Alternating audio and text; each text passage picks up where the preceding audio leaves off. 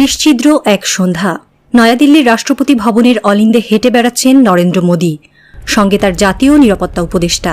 গভীর মুখ, চাপা উত্তেজনা। ঠিক একই সময়ে ইসলামাবাদের প্রধানমন্ত্রী ভবনে শেহবাজ শরীফ চুপচাপ তাকিয়ে আছেন দূরের পাহাড়ে ডুবে যাওয়া সূর্যের দিকে। দুই শহরে দুই দিগন্ত, কিন্তু সংকট একটাই, যুদ্ধ আসছে কি? এই উত্তপ্ত বাস্তবতার মাঝখানে দাঁড়িয়ে রয়েছে ঢাকা, প্রফেসর ইউনূস। কূটনৈতিক মানচিত্রে ছোট একটি বিন্দু, কিন্তু আজ দক্ষিণ এশিয়ার ভূ রাজনীতির সবচেয়ে গুরুত্বপূর্ণ পয়েন্ট। একপাশে ভারতের ক্রমাগত চাপ, তুমি আমাদের পাশে থাকবে নাকি পাকিস্তানের? অন্য পাশে পাকিস্তানের শীতল কিন্তু স্বস্তিদায়ক আহ্বান, চলো পুরনো তিক্ততা ভুলে এক নতুন অধ্যায় লিখি।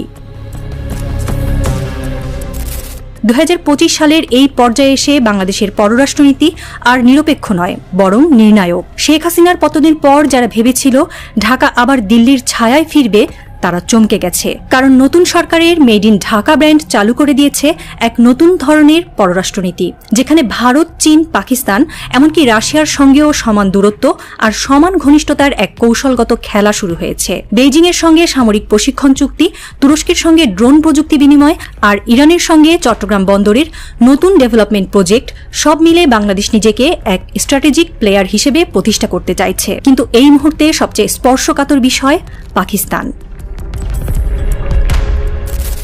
কাশ্মীরের পেহেলগ্রামে একটি ভয়াবহ সন্ত্রাসী হামলায় 26 জন ভারতীয় নাগরিক নিহত হন।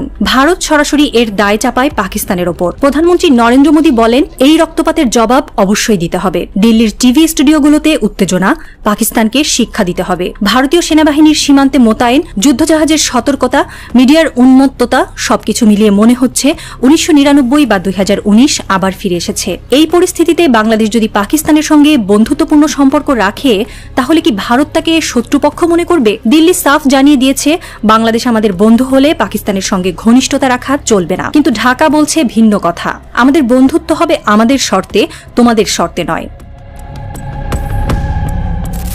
দ্য হিন্দু, ডন ও বিবিসি এর প্রতিবেদনে দেখা যাচ্ছে, ভারত পাকিস্তান যুদ্ধ হলে দক্ষিণ এশিয়ার সবচেয়ে কঠিন কূটনৈতিক সিদ্ধান্ত নিতে হবে বাংলাদেশকে। নিরপেক্ষ বিশ্লেষকরা বলছেন, বাংলাদেশ যদি নিরপেক্ষ থাকে তবু ভারত তা সন্দেহের চোখে দেখবে, কিন্তু পাকিস্তানের সঙ্গে সামান্য ঘনিষ্ঠতাও ভারতকে অস্থির করে তুলবে। দ্য হিন্দু মন্তব্য করেছে, বাংলাদেশ এখন কেবল ভারত পাকিস্তানের মাঝে নয়, বরং চীন ও যুক্তরাষ্ট্রের মধ্যকার কৌশলগত ভারসাম্যেরও কেন্দ্রবিন্দু। অন্যদিকে এশিয়া টাইম লিখছে, ঢাকা এখন দক্ষিণ এশিয়ার সম্ভাব্য পিস ব্রোকার, কিন্তু যে কোনো ভুল সিদ্ধান্তে সে নিজেই সংঘর্ষের কেন্দ্রে পরিণত হতে পারে। এই কূটনৈতিক নাটকে দুই নায়ক, নরেন্দ্র মোদী ও শেহবাজ শরীফ। মোদী চায় দক্ষিণ এশিয়ায় একমুখী নেতৃত্ব, যেখানে ছোট দেশগুলো শুধু অনুসরণ করবে। শেহবাজ চাইছেন এক ভারসাম্যমূলক ব্যবস্থাপনা, যেখানে ভারতের আধিপত্যকে চ্যালেঞ্জ জানিয়ে পাকিস্তানও হবে সমান অংশীদার। এই প্রেক্ষাপটে শেহবাজ শরীফ ঢাকা প্রফেসর ইউনূসের উদ্দেশ্যে বার্তা পাঠান, এসো এক নতুন মুসলিম দক্ষিণ এশিয়া গড়ি। এই ভাষা শুনে চমকে ওঠে দিল্লি, কারণ এ তো সেই পুরনো দুই জাতির তত্ত্বের নতুন সংস্করণ। অনেক বিশ্লেষক ভাবছেন বাংলাদেশ এক জটিল ফাঁদে পড়েছে, কিন্তু আদতে বাংলাদেশ এখন সেই কৌশলী খেলোয়াড় যে বুঝে গেছে নিরপেক্ষতা মানেই দুর্বলতা নয়, বরং তা এক ধরনের কূটনৈতিক অস্ত্র।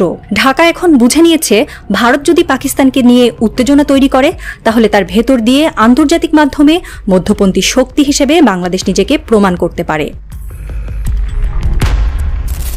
ঢাকা যে শুধু পাকিস্তানের দিকে ঝুঁকছে তা নয়, বরং পুরো বৈশ্বিক ব্লকের মধ্যে এক ভারসাম্য তৈরি করছে। চীনের সাথে সামরিক প্রশিক্ষণ এবং ড্রোন প্রযুক্তির চুক্তি, তুরস্কের সঙ্গে প্রতিরক্ষা সহযোগিতা, এমনকি রাশিয়ার কাছ থেকে জ্বালানি আমদানির আলোচনা, সব মিলিয়ে বাংলাদেশ তার পররাষ্ট্রনীতিতে এক বহুমুখী বাস্তবতার জন্ম দিয়েছে। ভারতের কাছে এই বহুমুখিতা মানেই নিয়ন্ত্রণ হারানোর আতঙ্ক।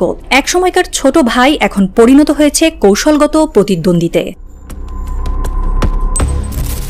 এক গোপন রিপোর্টে দেখা গেছে, নয়াদিল্লি চিন্তিত, বাংলাদেশ যদি পাকিস্তানের সঙ্গে সামরিক সহযোগিতার দিকে এগোয়, তবে ভারতের জন্য এক ভয়ানক নিরাপত্তা হুমকি হয়ে দাঁড়াবে। কিন্তু ঢাকা এখন ভীত নয়, বরং তাদের কণ্ঠে আত্মবিশ্বাস। আমরা কারো ফ্রন্টিয়ার্ড নই, আমরা এক স্বাধীন রাষ্ট্র। আন্তর্জাতিক মিডিয়া যেমন আল জাজিরা বা রয়টার্স বলছে, ঢাকা এখন দক্ষিণ এশিয়ার কিংমেকার হিসেবে আবির্ভূত হচ্ছে। এই অবস্থান কি ধরে রাখতে পারবে বাংলাদেশ, নাকি দিল্লির ক্রোধের সামনে নতি স্বীকার করবে?